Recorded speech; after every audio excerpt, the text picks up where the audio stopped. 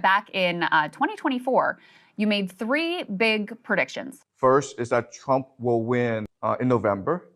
Second is that the United States will go to war against Iran. And the third big prediction is that the United States will lose this war, which will forever change the global order. This map will tell you exactly how this war will progress. This is what we call this area, okay, really small, it's 33 kilometers wide. Okay? It's important because it's really the center of the world. This one area is the nexus, the pivot of the world. Let me explain why. First of all, from the GCC, you have 20% of all the world's oil flowing through this narrow strait. The Iranians have closed the Strait of Hormuz. We can expect that the entire global economy will suffer greatly over the next few months. So the GCC sends oil across the Strait of Hormuz, and what do they get back in return? Food. The US dollar is worth nothing. It's only valuable if people want it. But the GCC says that if you want oil from us, you have to pay us in US dollars. Then that is the basis of the value of the US dollar. So, if the GCC collapses, the American economy and the American empire both collapse at the same time. The problem, though, is the GCC is an artificial construct of empire. It does not exist naturally. Why? No food, no water. So these cities are able to grow in the millions because of all these petrodollars flowing in. If you close off the Strait of Hormuz, there's no food coming in. So the Strait of Hormuz is really key. And again, the Iranians will close it in order to strangle the global economy and therefore bankrupt the American empire.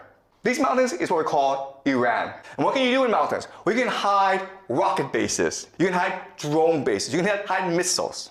And that's the entire Iranian offensive strategy. From here, they can hide missiles and drones from which to attack the GCC.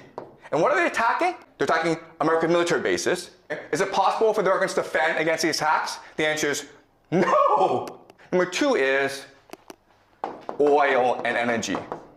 How hard is it to blow up an oil field with a drone? Not hard at all. Can you defend these oil fields? No, you cannot. Number three, and this is most important, is water. The GCC has little access to fresh water.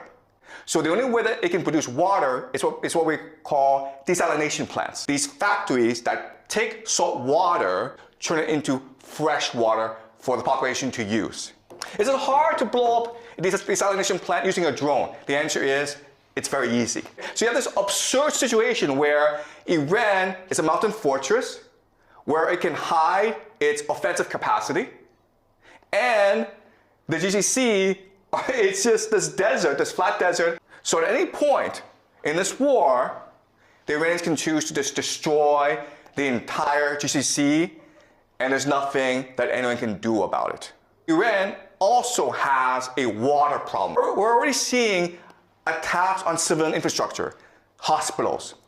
In the future, you'll see attacks on water supply, on dams, on reservoirs, on power plants. So as you can see from this map, this war, it is the end of the world. Both sides have the potential to destroy each other. It's really a question of how far do they want to go.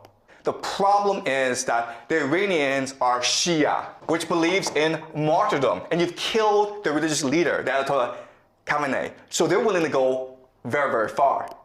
The big question that people have is, are the Americans going to use ground troops? Because the only way that you can defeat Iran is by using ground troops. If you're losing a war, would you choose to use nuclear weapons? Okay, that's another big question. Another big question that we have is, who gets involved? Because this situation is so dire that Europe, okay, specifically Germany, France, and Britain are talking about entering this war. If that happens, it is possible that Russia and China will also enter this war on the side of the Iranians. This is World War III. Because of the importance of the Middle East, everyone has to get involved at some point.